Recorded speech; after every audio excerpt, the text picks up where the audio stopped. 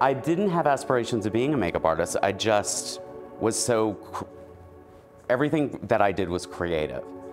So it was just something to waste time. It was just something to do. I don't think I knew that you could get paid doing that. I just thought it was something that people did to themselves. You know, I was called stupid my whole life, you know. Was horrible in math, was horrible in reading, horrible in writing, anything like that requires order. I think it was more detrimental, insinuating that I was lazy, because I'm certainly not lazy. And trust me, I would rather be stupid than lazy.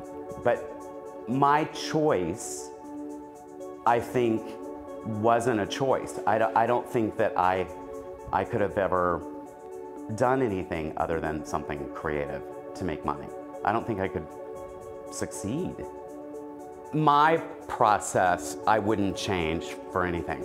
In hindsight, I realized that my being self-taught was a gigantic gift that the universe gave me.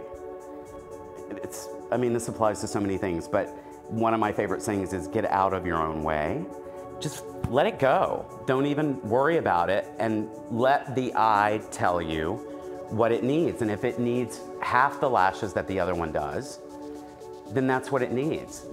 The design of the brushes, again, is from the most uneducated place imaginable. How it started out was, you know, me finding an eyeshadow brush.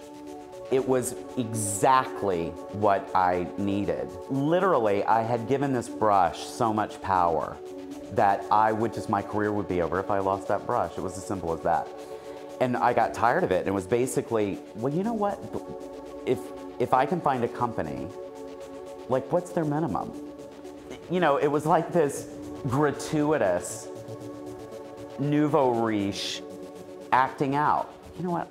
I'm gonna design my own brushes for me. Like, I never thought about selling them. And then people were like, they loved them.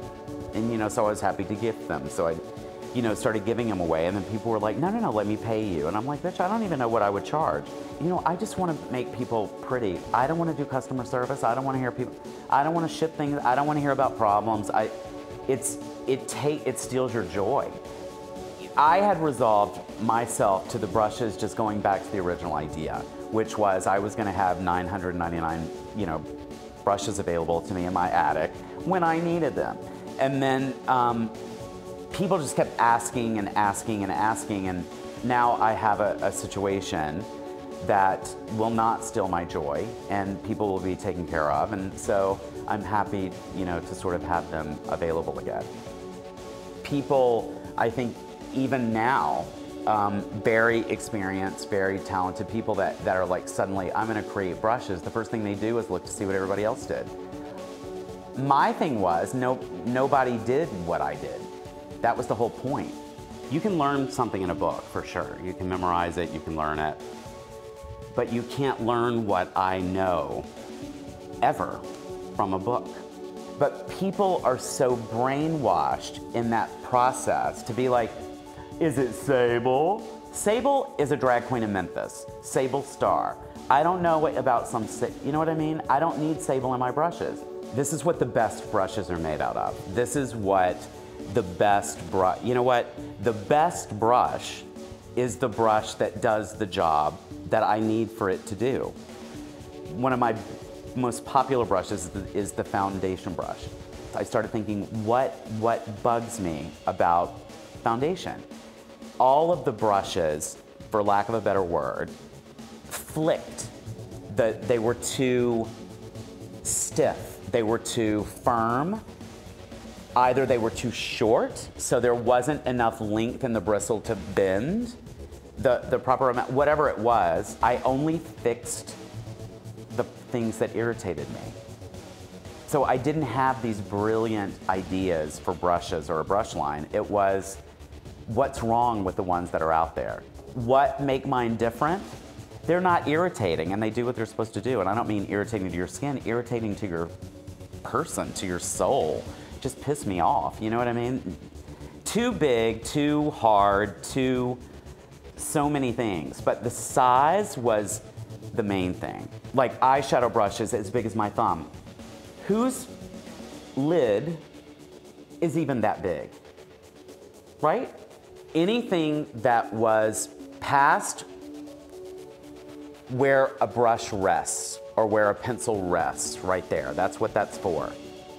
If it went past that, chop it off. Because it makes no sense. It needs to be long enough to be able to stabilize it and manipulate it. They're also 100% easier to travel with and to pack. The manufacturer's like, that is gonna look really weird. And I'm like, to who? Who is it gonna look really weird to?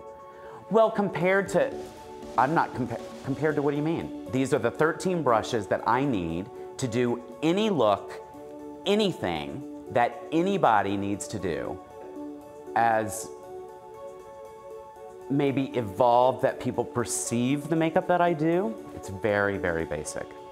I'm kind of like the Rain Man makeup artist.